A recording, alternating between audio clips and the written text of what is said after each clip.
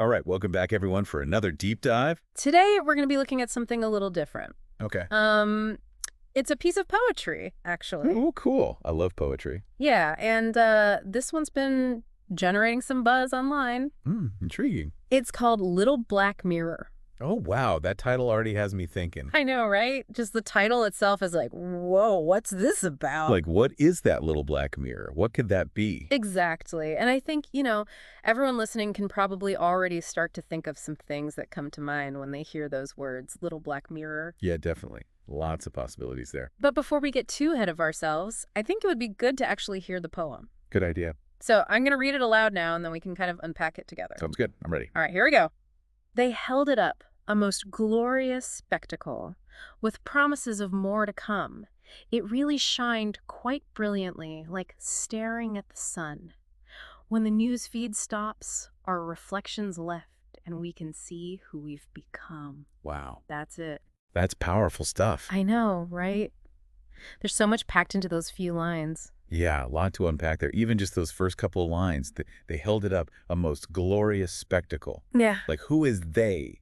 What is this spectacle? Right, and then, like, staring at the sun, that imagery is so strong. It is. It makes me think of something blinding, almost overwhelming, something you can't look away from, even though you know you should. Yeah, exactly. And it connects to this idea of the little black mirror as something, I don't know, maybe even deceptive, like it's tempting us with its brilliance. Deceptive, yeah, that's a good word for it. Because it's not all sunshine and rainbows, right?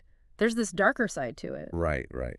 There's definitely a sense of foreboding in the poem, too. So let's dig into this central metaphor, the little black mirror. What do you think it represents? Well, I mean, the most obvious answer is probably our phones, right? Yeah. Social media, all that. Yeah, I mean, you can't really read this poem and not think about our obsession with screens, right? Totally. It's like we're constantly staring into these little black mirrors. Right.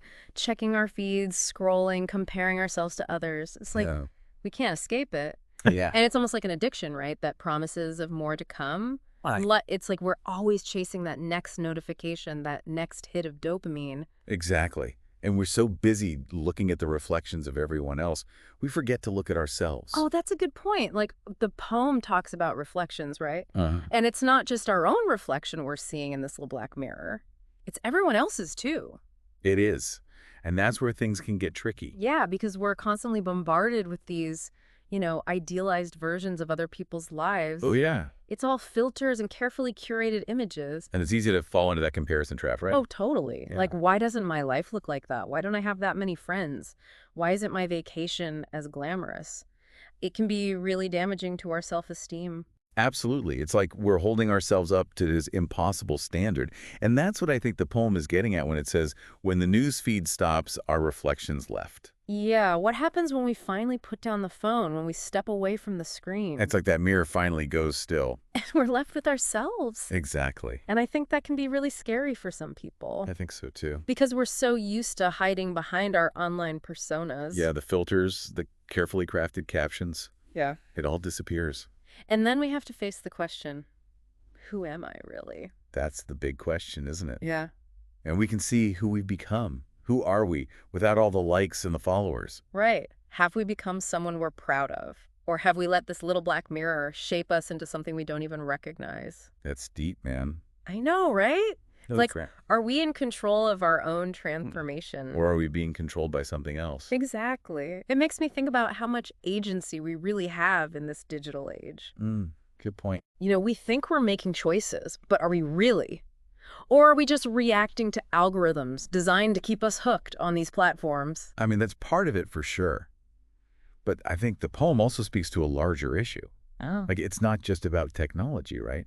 It's about anything we use to define ourselves, anything we hold up as this most glorious spectacle. Oh, I see what you're saying. It could be our jobs, our relationships, our political beliefs, anything that we allow to consume us. Wow, that's a really interesting take. Like, think about workaholics, for example. They're constantly staring into the mirror of their achievements, measuring their worth against their productivity.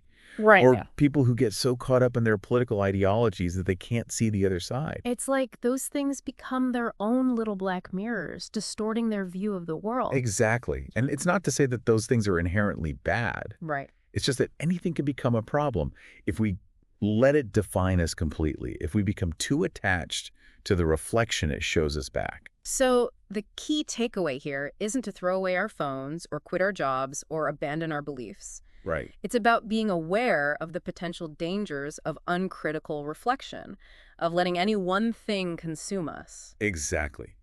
It's about using these things consciously, with intention, and not letting them use us. So how do we do that? How do we break free from the little black mirror spell? I think it starts with self-awareness, with Right. being mindful of how these things are affecting us. Yeah. Like noticing when you're feeling anxious after scrolling through social media. Right, or when you're working late into the night and neglecting your own well-being. Exactly. And then asking yourself, why am I doing this? What am I getting out of this? And maybe, most importantly, who am I outside of this? Exactly. Who are you beyond the gaze of the little black mirror? That's a powerful question to leave everyone with. I hope it's one they'll keep asking themselves. Me too. Thanks for diving into this with me. Of course. It's always a pleasure to unpack these complex ideas with you. And to our listeners, keep those black mirrors in check, and we'll see you next time for another deep dive.